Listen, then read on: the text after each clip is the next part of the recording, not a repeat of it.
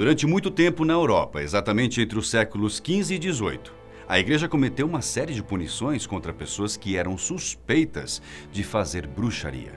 Essa prática ficou conhecida como caça às bruxas e tinha como foco as pessoas que supostamente praticavam rituais esotéricos. Nesse tempo, muita gente achava que realmente bruxas e curandeiros tinham pactos com entidades sobrenaturais, como com o diabo, por exemplo.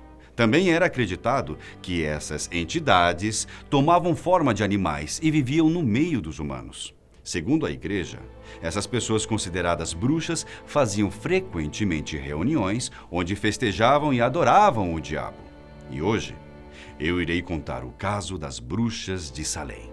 Eu sou Uriel Martínez. Seja bem-vindo ao nosso canal.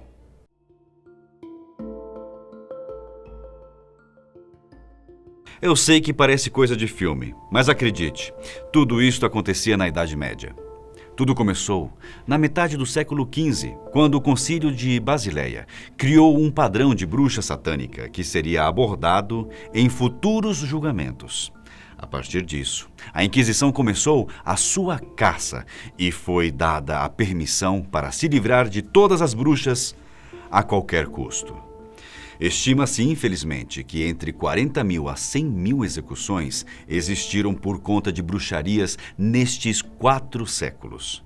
Entre as pessoas que morreram, alguns dos casos mais famosos são os de North Berwick, na Escócia, os de Torsarker, na Suécia e, é claro, os das bruxas de Salem, dos Estados Unidos.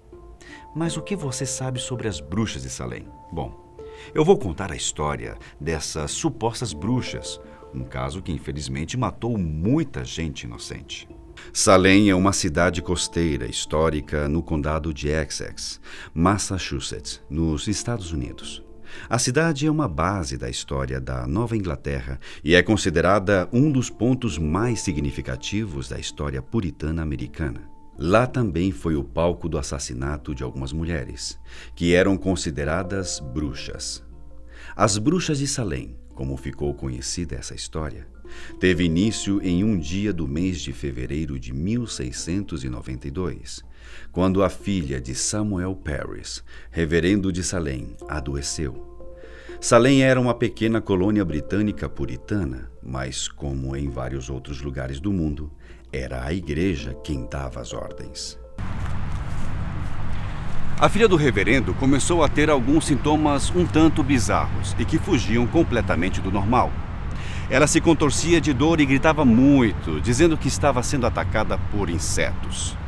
Depois de um certo tempo, a sobrinha do reverendo também começou a apresentar os mesmos sintomas, assim como outra garota que também morava na região. O tempo foi passando. E as garotas continuavam a apresentar todos aqueles sintomas estranhos. Como ninguém sabia o que elas tinham e nenhuma maneira de curá-las, a igreja atribuiu os sintomas a obras do diabo. Como alguém precisava ser culpado por tudo o que estava acontecendo, 3 mulheres foram então acusadas. Tituba, uma escrava, Sarah Good, uma mendiga, e Sarah Osborne, uma idosa pobre. Pouco tempo depois, em março daquele mesmo ano, as 3 mulheres foram para julgamento, no que deu-se nome de Julgamento de Salem. A pressão era grande e Tituba achou que se confessasse algo, ela poderia ter sua vida poupada. Tituba então afirmou que recebeu uma visita do diabo e que era uma de suas servas. Muitos afirmam que Tituba foi torturada e só por isso confessou que tinha feito um pacto com o demônio.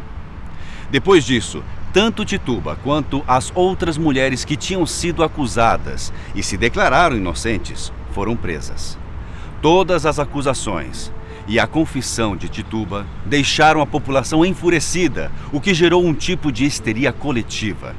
Com isso, acusações sem pé e nem cabeça começaram a surgir. Pessoas começaram a inventar histórias e até uma criança de 4 anos foi presa durante o julgamento das bruxas de Salem.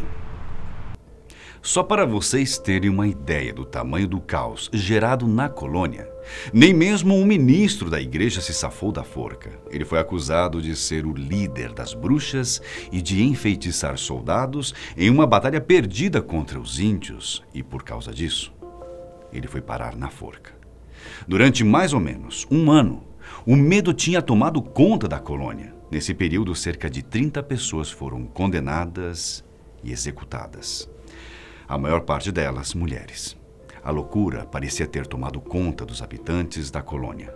Mas quando os fanáticos começaram a acusar a elite local, aí as autoridades resolveram intervir nos absurdos que estavam acontecendo na pequena cidade. Nesse caso, a mulher de William Phips, governador de Massachusetts, e o pastor Samuel Willard, presidente do Harvard College, foram acusados e, para as autoridades, alguma coisa havia de errado naquele lugar. Em outubro de 1692, os enforcamentos e julgamentos começaram a receber duras críticas, inclusive do presidente da Universidade de Harvard, que escreveu o seguinte: é melhor que 10 bruxas suspeitas escapem do que uma pessoa inocente seja condenada. Thomas Breitel, um intelectual da região, escreveu sobre tudo o que estava acontecendo e criticando os prejuízos que o fanatismo religioso estava causando.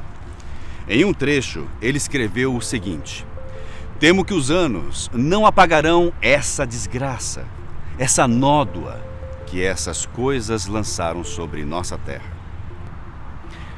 O governador William Phips então resolveu colocar um fim no julgamento das bruxas de Salem. Depois disso, muitas pessoas admitiram que estavam erradas e assumiram a culpa publicamente. Os anos se passaram e em 1702, os nomes das pessoas que foram julgadas foram limpos. Os herdeiros das pessoas que foram executadas foram recompensados financeiramente. Mas o mais curioso disso tudo é que, mesmo sabendo do erro, o estado de Massachusetts só pediu desculpas formalmente pelo ocorrido no ano de 1957. O julgamento das bruxas de Salem ficou conhecido como uma das sessões de tribunal mais bizarras que já aconteceram nos Estados Unidos. Hoje em dia, a cidade de Salem é conhecida como a Cidade das Bruxas e existe no local um Museu das Bruxas, onde são expostos documentos e objetos da época da caça e do assassinato das pessoas que supostamente eram bruxas. Mas afinal, o que aconteceu nessa cidade? Será que tudo isso foi apenas uma histeria coletiva ou realmente havia algum tipo de bruxaria acontecendo na região? Bom, existem algumas possíveis explicações para esse evento. Muitos pesquisadores e historiadores afirmam que o evento foi um caso de histeria coletiva em massa, mas especialistas afirmam que, na verdade, os sintomas das crianças doentes estavam relacionados a um fungo alucinógeno encontrado no centeio e no trigo. Esse fungo, chamado de Claviceps purpurea, pode causar ergotismo, uma condição gangrenosa que inclui a deterioração dos membros e extremidades do corpo e que pode trazer sintomas como depressão, confusão mental, hipertensão, bradicardia, vasoespasmos, podendo também levar ao coma e inclusive à morte. Por mais louco que isso possa parecer, a cravagem, como o fungo é chamado popularmente, é um dos ingredientes usados para sintetizar o alucinógeno chamado LSD.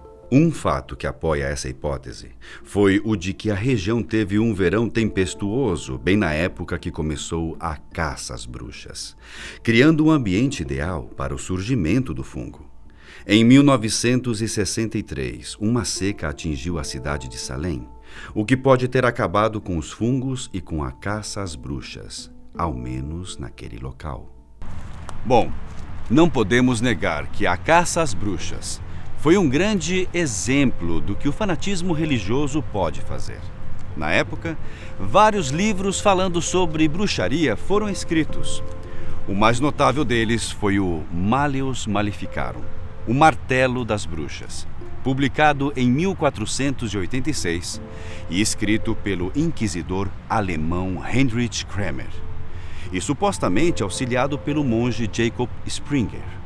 O livro era praticamente um guia para auxiliar magistrados a identificarem bruxas e as condenarem.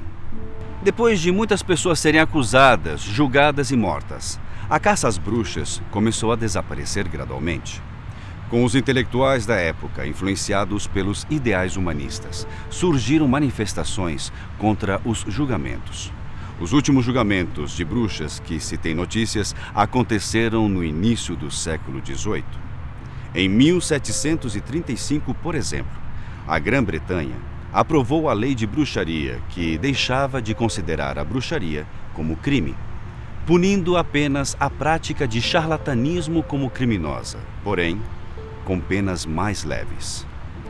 Mais de 2 séculos depois, o julgamento das bruxas de Salem serviu de inspiração para Arthur Miller, que em 1953 escreveu a peça teatral The Crucible, traduzido para nós como As Bruxas de Salem.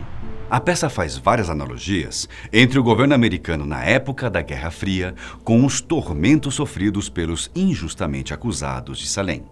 O termo caça às bruxas comunistas foi usado na década de 1950, quando o senador de Wisconsin, Joseph Raymond McCarthy, acusou, julgou e executou, sem provas, diversas pessoas por suposta ligação com o comunismo. Pois bem, meus amigos, esse foi mais um vídeo Fatos Apresenta. Desta vez mostrando com detalhes tudo o que aconteceu no trágico caso das bruxas de Salem. Mas e você? Conhecia essa história? Sabia de cada detalhe sobre a história das supostas bruxas? Por hoje eu vou ficando por aqui, mas com certeza eu te encontro no próximo vídeo da Fatos Desconhecidos. Um grande abraço para todos vocês.